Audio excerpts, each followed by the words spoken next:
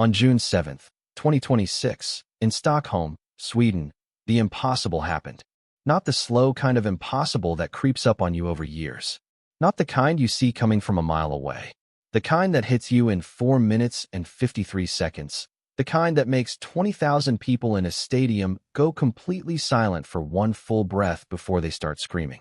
A 22-year-old Swiss woman that almost nobody outside of European athletic circles had circled on their calendar, walked up to the start line of the 800 meters at the Stockholm Diamond League and proceeded to dismantle not just the best 800-meter runner on the planet, but the entire historical record of what a human being can do over 2 laps of a track. Her name is Audrey Wero. And before we talk about what she did, we need to talk about who she did it to, because without that context, you simply cannot understand the magnitude of what went down. Keely Hodgkinson is 24 years old. She trains out of Wigan, England, under the husband and wife coaching duo of Trevor Painter and Jenny Meadows. And coming into Stockholm, she was not just the best 800-meter runner in the world. She was operating on a different level entirely. In February 2026, at a meet in Leuven, France, she ran 1 minute 54.87 seconds indoors. That shattered a world indoor record that had stood for 23 years, and she did not just clip it, she destroyed it by nearly a full second. An entire second in indoor 800-meter running is the kind of margin that makes coaches and athletes and statisticians physically stand up from their desks and walk around the room, trying to process what they just saw. Then in March, she went to the World Indoor Championships and took the gold. Flawlessly. There was no drama, no close call, no photo finish. She dominated. She was the Olympic champion. She was the world indoor champion. She had already run a personal best in the 400 meters at the Rome Diamond League just weeks before Stockholm as part of a deliberate speed-sharpening phase ahead of her real target for 2026. And she had publicly committed, out loud, to the world, to an unbeaten season in the 800 meters. She said she was going to go the whole year without losing once. That is the kind of declaration athletes only make when they are absolutely certain of themselves. She was going after Jarmila Kratochvilovia's outdoor world record of 1 minute 53.28 seconds, a record set in 1983, a record that has stood for 43 years, the single oldest world record in all of track and field. She was going to go get it. And heading into Stockholm, nearly everyone believed she could. And then came Audrey Wero. There was one small warning sign, and almost the entire track world ignored it. 1 week before Stockholm, on May 31st at the Rome Diamond League, Wero ran 1 minute 56.56 seconds, the fastest time in the world in the event up to that point in 2026. People barely blinked. They were too busy watching Hodgkinson. Big mistake. The stage in Stockholm was set for speed from the jump. The pacing lights, the electronic guides that pull the field along at a target rhythm, were dialed in for 1 minute 54.0 seconds flat. This was not a tactical race. This was not a sit-in kick. This was a flat-out assault on the clock from the first stride. Wero tucked in directly behind the pacemaker. Hodgkinson settled into third. Smart. Patient. Exactly how you would expect the best woman in the world to run it. They came through 400 meters, the halfway point, in 55.54 seconds. Let that number live in your head for a moment. 55.5 seconds for the first lap. That is one of only a handful of first-lap splits ever recorded at that speed in the entire history of women's 800-meter running. The oxygen debt being accumulated at that pace is enormous. The lactic acid flooding into the legs at that point is immense. Finishing this race well at that pace requires a level of fitness that only the very elite ever develop. And there were 2 women doing it, together, side by side. At 500 meters, Keely made her move. The move she always makes. The move that has beaten every woman she has ever raced against. She pushed past the pacemaker, took the lead, and fully expected the field to fracture behind her. That is what always happens. She goes, and everyone else eventually starts to drift. Not this time. Wero came with her. Completely glued. Not drifting. Not fading. Not hanging on by a thread. Right there. Every stride Keely took, Wero matched. The 2 of them separated from the entire rest of the field together, leaving every other woman in the race to fight for third place like it was a completely different competition. Because it was. Coming around the final bend, Keely looked labored. She looked like what she was, a woman running the race of her life and giving everything she had. Wero looked almost calm. Not relaxed, but composed. Like a person who had something left and knew it. And in the final 100 meters, it happened. Wero found a gear. A gear that nobody, not the coaches watching from the infield, not the commentators in the booth, not the 20,000 people in the stands, knew she had. She powered past Keely Hodgkinson, the Olympic champion, the world indoor record holder, the woman who had promised herself and the world an unbeaten season, and she hit the tape first. Keely said afterwards, "I saw her shadow, and I was like, no, she is not going to do it." She did it. Wero's time was 1 minute 53.98 seconds, the third fastest time in the history of women's 800-meter running. In a single afternoon in Stockholm, she became only the third woman in history to break 1 minute 54 seconds. The only two faster are Kratochvilova at 1 minute and 53.28 seconds and Nadezhda Olazarenko at 1 minute and 53.43 seconds. And here is the part that every serious track fan already knows, but needs to be said plainly. Those two times were run inside the Soviet and Eastern Bloc era of state-sponsored doping. Olazarenko's 1 minute and 53.43 seconds came at the 1980 Moscow Olympics, an event so chemically compromised it was literally nicknamed the Chemist Games, where not a single athlete tested positive because the host country controlled the testing. Kratochvilova ran her record in 1983, the tail end of that same era. A significant portion of the track community, the ones who have studied the history, who understand what was happening in those years, consider Wero's 1 minute and 53.98 seconds the legitimate world record, the clean world record. But even setting aside all of that, what Wero did in a single race, jumping from the 34th fastest 800-meter runner in history all the way to third, chopping nearly 2 full seconds off her personal best in one afternoon, is one of the most dramatic single-race leaps up the all-time rankings this event has ever witnessed. 2 seconds in 800 meters is not an improvement. It is a transformation. It is the kind of thing that makes you go back and question everything you thought you knew about how fast someone was developing. And then there is this. Keely Hodgkinson ran 1 minute 54.33 seconds and finished second. A British record. The 6th fastest time in the history of women's 800-meter running. She ran the greatest race of her life. She gave everything her body had. She ran faster than nearly every woman who has ever lived. And she still lost. That single fact tells you everything you need to know about how extraordinary Audrey Wero was on that day. What happened after the race was almost as compelling as the race itself. Wero stood on the track, and she was visibly stunned. Not performing shock. Actually stunned. She said to reporters, "I still need to process. I am still in shock." She described the final 100 meters by saying she still had energy in her legs, and she just committed entirely, treating it like the final of the European Championships, which is her main goal this season. And then she added the line that sent the track world spinning. "The world record is now on my radar." Keely, for her part, was honest and furious in equal measure. She admitted she was shocked.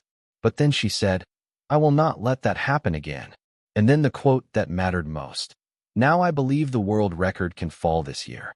Her target is the London Diamond League in July. She is going there to run 1 minute and 53.28 seconds or faster. She is going there to fix what happened in Stockholm. And knowing what we know about Keely Hodgkinson and her response to adversity, that is not an idle threat. Before Stockholm, this was one woman chasing an ancient record. After Stockholm, it is a two-woman war. Wero is 22. Hodgkinson is 24. Both are approaching the prime years of a middle-distance runner's career, which typically arrive between 25 and 28. Both tend to run their fastest times later in the season, peaking in August and September, which is exactly when the European Championships in Birmingham and the World Athletics Championships fall. The world record has been waiting 43 years to be broken. Now there are two women young enough, fast enough, and genuinely hungry enough to go after it. And for the first time in 4 decades, it feels genuinely reachable. Now we move from the track to the straight, from the 800 to the 100, from Stockholm to Rome. Because 4 days before Wero rewrote history in Sweden, something equally seismic happened at the Stadio Olimpico in Italy. June 4, 2026. The Golden Gala Pietro Minia in Rome. one of the most prestigious Diamond League meets on the calendar. And the field assembled for the 100 meters that night was not just good. It was a statement in itself. Marcel Jacobs, the man who won 100-meter gold at the Tokyo Olympics, was there racing in front of his home crowd. Letzel Tebogo from Botswana, the reigning Paris Olympic 200-meter gold medalist, was in the field. Ferdinando Manyala, the African record holder who had already gone sub-10 5 times in 2026 and was openly promising to light the place on fire, was in the blocks. Emmanuel Smalls from Cameroon was there. And then there was Jordan Anthony. Jordan Anthony is 21 years old. He trains at Pure Athletics in Claremont, Florida, under coach Lance Browman. The exact same facility, the exact same coach, the exact same daily training environment as Noah Lyles. He is Lyles's training partner. He is, in the clearest possible sense, a product of the same system, the same philosophy, the same methodology. And back in March 2026, at the U.S. Indoor Championships, Jordan Anthony beat Noah Lyles in the 60-meter dash. He did not just win. He pulled out a fake heavyweight championship belt, a prop, and he paraded it around the track like he had just taken the crown from the king. That video was everywhere. Social media, highlight reels, morning shows. The belt moment became a moment. And Noah Lyles did not forget it. When the gun fired in Rome, Lyles was not the fastest out of the blocks. His reaction time was the slowest in the entire field. Through the first 60 meters, the race was completely open. Anyone watching could have believed any of these men was going to win. The gap was not there yet. And then came the final 40 meters. His stride pattern shifted. His turnover accelerated. And one by one, every single man in that race got left behind. Smalls went to second in 9.94 seconds, a Cameroon national record. Tebogo took third in 9.95. Jordan Anthony faded to fourth in 9.96. Jacobs crossed in 9.99 to fifth. Omanyala, the man who had been promising fireworks all week, finished eighth in 10.11 seconds. 5 men ran under 10 seconds in the same race. The roof did not blow off for Omanyala. It collapsed on him. And Noah Lyles crossed the finish line in 9.88 seconds. The moment he crossed, before the photographers could even get the shot in focus, before the PA system had finished reading the time, Lyles turned around and pretended to hold up a championship belt. Right there on the track. Right in front of Jordan Anthony. Right in front of Rome. Right in front of the world. The same belt Anthony had waved around in March. No speech. No interview needed. The message was delivered in a mime, and it was received by everyone. Then came the words. Lyles told reporters, 10 meters before the finish line, I knew the race was over and I had already won it. I was thinking about how I was going to celebrate. Read that again slowly. With 10 meters left in a 100-meter race, with the fastest men on earth still running beside him, Noah Lyles was already planning his celebration. That is not arrogance in the reckless sense. That is a man operating from a level of certainty so complete that the only thing left is performance art. Then he went on Instagram and posted 7 words that have since gone across every corner of the internet. Got to rock these kids to sleep. One of those kids is Jordan Anthony. The other, the one the entire sprint world is watching, is Gout Gout. 18 years old. From Queensland, Australia. And this young man is not just fast in the way that talented young sprinters are fast. He is historically fast in a way that defies rational explanation. On April 12, 2026, at Sydney Olympic Park, during the Australian Athletics Championships, Gout Gout stepped into the blocks for the 200-meter final and ran 19.67 seconds with a legal wind of plus 1.7 meters per second. That time did not just break a record. It obliterated the under-20 world record that had belonged to Ariane Knighton, the prodigious American who ran 19.69 back in 2022. World Athletics has officially ratified Gout Gout's time. No asterisk. No appeals. No asterisk. The 18-year-old from Queensland is now, officially, the fastest teenager in the history of human sprinting. Here is the number that will not leave your head once you hear it. At 18 years old, Usain Bolt's personal best in the 200 meters was 19.93 seconds. Gout Gout at the same age is 0.26 seconds faster. In sprinting, where careers are defined by hundredths of a second, where 0.01 separates gold from silver in a championship final, 0.26 seconds is a gulf. It is a chasm. It is the difference between winning and not making the final. And Gout is 18. Sprinters peak between 23 and 26 years old. He has a minimum of 5, possibly 8 years of natural physical development still ahead of him. Even Lyles himself acknowledged it. He looked into the camera and said, "He is more talented than I was." Coming from the reigning Olympic 100-meter champion, the 4-time 200-meter world champion, the man who just ran 9.88 in Rome and mimed holding a championship belt, that sentence is not simply a compliment. That is a very specific kind of warning, wrapped inside a compliment, delivered by a man who has no interest in being replaced but respects what he is looking at. And then, just days after the race in Stockholm and just days after Rome, the next chapter opened at the Golden Spike meet in Ostrava, Czech Republic, on June 16, 2026. Gout and Noah Lyles. On the same track. In a 150-meter race. Not the Olympics. Not a championship. But the first genuine head-to-head between the man who currently owns men's sprinting and the teenager the entire sport is building its future around. At that same meet in Ostrava, Gout had already shown a new dimension of his ability. He ran the 200 meters in 20.02 seconds, breaking an Australian national record that had stood for 56 years. 56 years. The same 150-meter race that featured Lyles would tell a different story, one about what happens when the present meets the future at full speed. If Gout wins, the conversation shifts. The era of Lyles, dominant, loud, brilliant, would feel suddenly transitional. The next chapter would have an author, and that author would be a teenager from Queensland who was born in Australia after his family emigrated and who ran a 219.67 on a Tuesday in April. If Lyles wins, those 7 Instagram words become the most famous 7 words of the entire 2026 athletics season. And somewhere in Townsville, in northern Queensland, there is a 16-year-old sitting in year 11 at Calvary Christian College who is watching all of this and processing what it means for him. His name is Ao Lubers. He was born in Mozambique in 2009. His family moved to Australia when he was 4 years old. Last year, he became the first 15-year-old in the entire history of North Queensland athletics to run faster than 11 seconds in the 100 meters, clocking 10.80 at the North Queensland Championships. People in the region noticed. Outside of it, almost nobody knew his name. Then, last Friday, at the Queensland State Championships, Ao Lubers ran 100 meters in 10.35 seconds.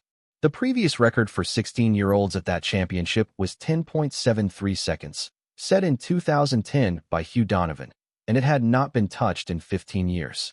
Ao did not edge it. He did not chip away at it. He erased it by 0.38 seconds in a single run, and he did it while simultaneously breaking his own personal best of 10.42. The race was not close. From the moment he left the blocks, he took the lead and never even gave anyone else a reason to think otherwise.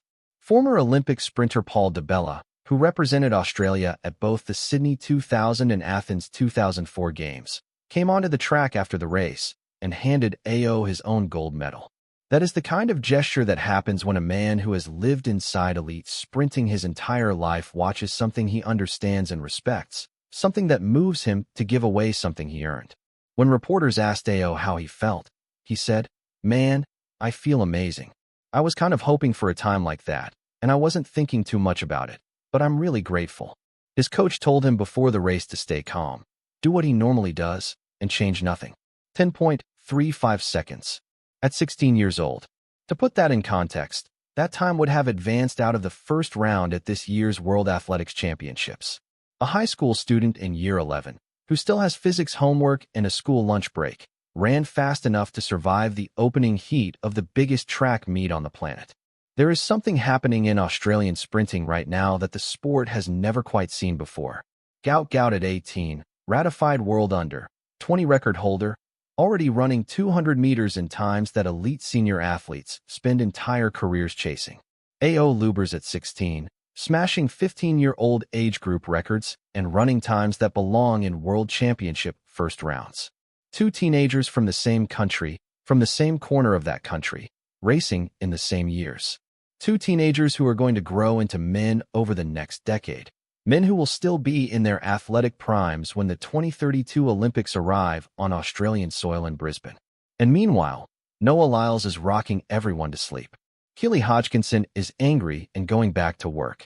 Audrey Wero is in shock and setting her sights on a 43-year-old world record. Gout is running 19.67 seconds at 18 years old and chasing down the reigning Olympic champion on a track in the Czech Republic. This is 2026.